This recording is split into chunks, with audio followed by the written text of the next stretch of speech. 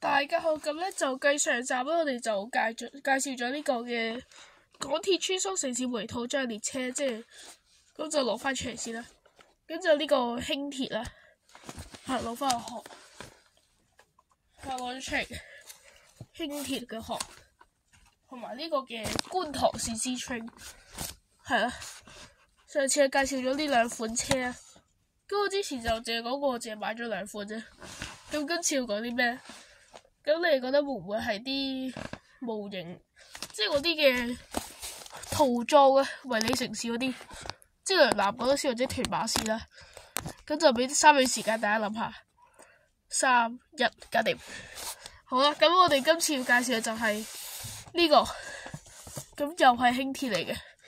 咁今次唔同，係呢個 DIY 嘅輕鐵，係自己油翻嚟嘅。咁就係呢個第2、3期輕鐵啦，第2或者第3得嘅，因為兩架實在太似樣，或者以前就第1期都有試過呢個塗裝，第一架依家就全部變晒第4期咁嘅樣，有時都分唔清，要睇嗰啲編組先知係。咁就攞架車出嚟啦，係啊，咁嘅樣，係啊，咁呢個就用呢個第4期輕鐵改翻嚟嘅，係啊，其實你見咁似就知我第4期輕鐵改翻嚟嘅，係啊，咁就睇下先，係啊，咁我就原本係有 plan 過係由呢個第5期嘅，但係就因為我技術有限咯，係見到呢度仲有啲第4期痕喺度，係啊，同埋第5期嗰啲同第4期嘅花紋唔知係好似啊。第5期係即係彎啲嘅，技術有限真係唔得。係啊，咁就係啦，一路就係游咗一個第2、3期輕鐵。歌詞啲就諗住即係，因為我其實有3架輕鐵嘅，俾大家睇第3架。第3架係我之前就有啲親友就買咗，即係其中一架我買嘅。跟住另外2架都有啲親友送俾我嘅，係啦。咁我細個嗰陣嘅事嚟嘅已經，咁我就諗住將即係我還有3架，我就將即係第2架咧又做呢個復古輕鐵，即係元祖版嘅輕鐵啦。跟住其中一架就留翻咗第4期嘅樣啦。係，咁我哋睇下個車先，咁啊，咁我前面嗰鐵標誌油咗去。前九鐵嘅輕鐵嚟嘅喎呢架，咁嘅，跟住側跟啦，道門紅色嘅，港鐵標誌變咗做側跟，我係喺側跟畫翻上，咁嘅，呢個第1、4期，呢個第2、3期，係啊，睇翻個車頭啊，呢個前面港鐵標誌呢個冇啊，係啊。係，咁佢真實係冇呢啲線嘅，係有技術有限啫。好，咁呢個側跟啦，係啊，同我今次第1次游嘅啫。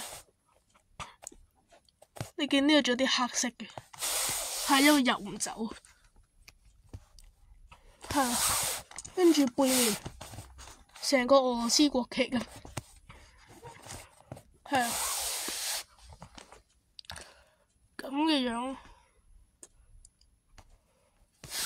跟住車底都有油，油咗做呢個灰色啊！我見佢個頂係灰色嘅，第4期係用翻白色啊。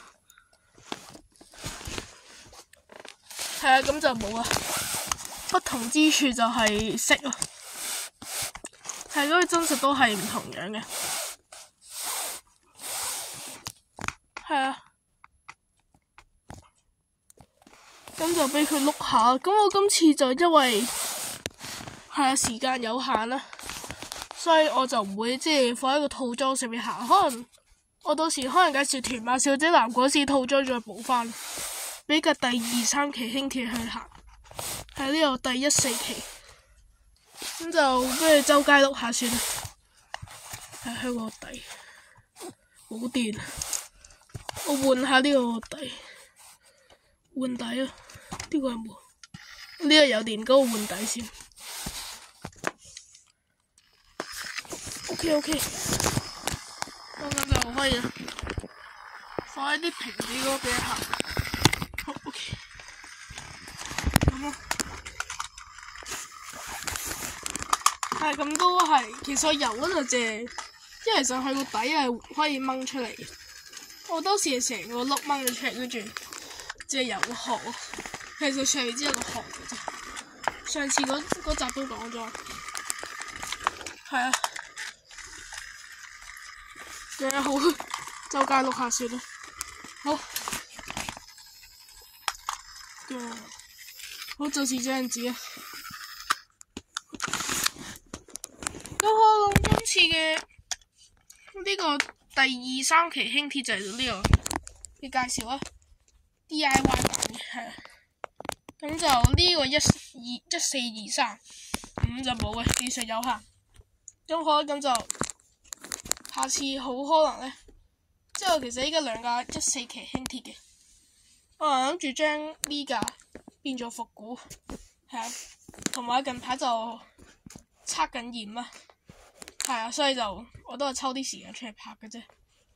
咁好啦，咁就下次再見啦，拜拜。